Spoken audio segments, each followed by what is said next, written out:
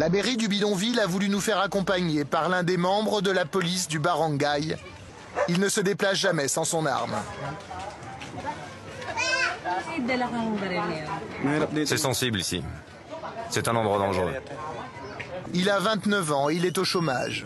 Il est né à Basseko et il y vit aujourd'hui avec sa famille. 4 bouches à nourrir, pas facile. Alors il y a 3 mois, il a décidé de vendre une partie de son corps, son rein. Voici la cicatrice. Sur son flanc, une cicatrice de 30 cm et encore, il s'estime heureux. Il y en a qui ont la cicatrice qui va du nombril jusqu'à la colonne vertébrale. Mais la mienne, elle est normale. Les reins filtrent le sang et le débarrassent de ses impuretés. On en a 2, mais il est possible de vivre avec un seul, à condition de suivre des règles d'hygiène très strictes. Ici, dans ce bidonville, le moindre problème peut entraîner la mort.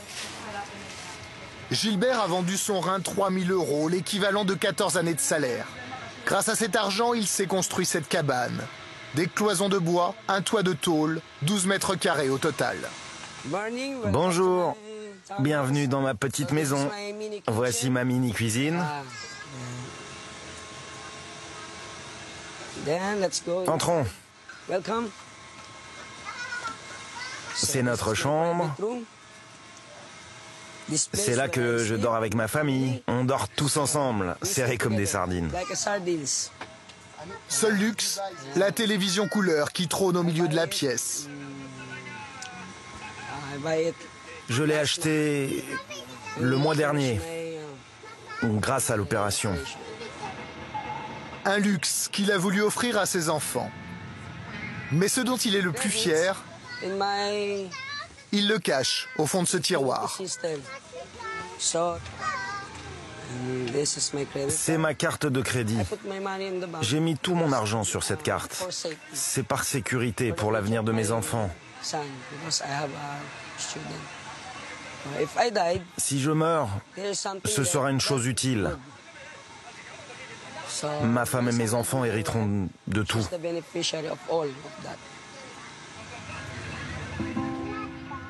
Aujourd'hui, Gilbert est fier de cette opération. Fier car ses enfants vont désormais à l'école. Et fier aussi d'avoir sauvé la vie d'un malade qui avait besoin d'un rein. Mais sa femme n'est pas du même avis. Qu'est-ce que vous pensez de tout ça? Dès que nous lui posons une question, elle éclate en sanglots. Elle a peur pour la vie de son mari. Pour moi aussi, c'est douloureux. J'ai sauvé une vie pour soutenir ma famille, mais le prix à payer, c'est ma vie. C'est ça qui l'a fait souffrir. J'ai sauvé une vie, mais je peux perdre la mienne. Gilbert a pris sa décision seul, contre l'avis de sa famille. Je vous présente ma mère. Mais pour sa mère, Gilbert n'avait tout simplement pas le choix. Il y a des jours où nous n'avions rien à manger. C'est pour ça qu'il a été obligé de faire ça. Pour assurer l'avenir de ses enfants. Ils sont encore petits et il n'a pas de travail. Il n'y a pas de travail ici. Ce choix de vendre l'un de ses reins, Gilbert n'est pas le seul à l'avoir fait. Partout dans les ruelles, on croise des hommes qui portent tous les mêmes cicatrices. À Basseko, ils sont plus de 700 à avoir vendu leurs reins ces dernières années. Le bidonville a même gagné un nouveau surnom, One Kidney Island, l'île de ceux qui n'ont qu'un rein.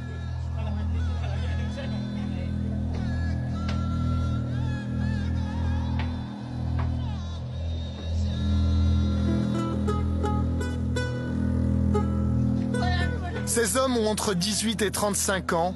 Pour nourrir leur famille, ils ont vendu leurs reins entre 1 500 et 3 000 €. À Basseko, certains ont tenté de s'enrichir grâce à ce marché en jouant les intermédiaires entre les hôpitaux et le bidonville. Aujourd'hui encore, ils continuent de recruter discrètement des donneurs potentiels. Difficile de les rencontrer, tous les habitants les connaissent. Mais chacun garde le secret. Finalement, une femme va accepter de nous parler. Cela fait 4 ou 5 ans qu'elle mène ce trafic. Elle nous invite dans sa maison. Une cabane au-dessus d'un tas d'immondices, aussi pauvre que le reste du bidonville.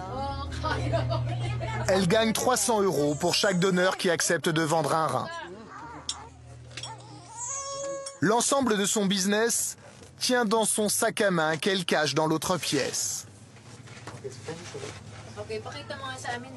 Des petites cartes plastifiées. Chaque carte correspond à un donneur. Elles sont classées par groupe sanguin. Ça, c'est une carte du groupe O. Si le malade a besoin du groupe O, je recherche un donneur du même groupe.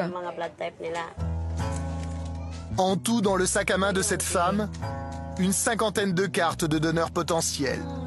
50 reins à vendre qui attendent de riches patients venus du bout du monde.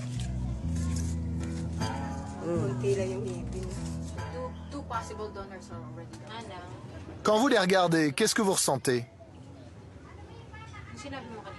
C'est douloureux pour moi, parce que c'est quelque chose qu'on enlève à leur corps.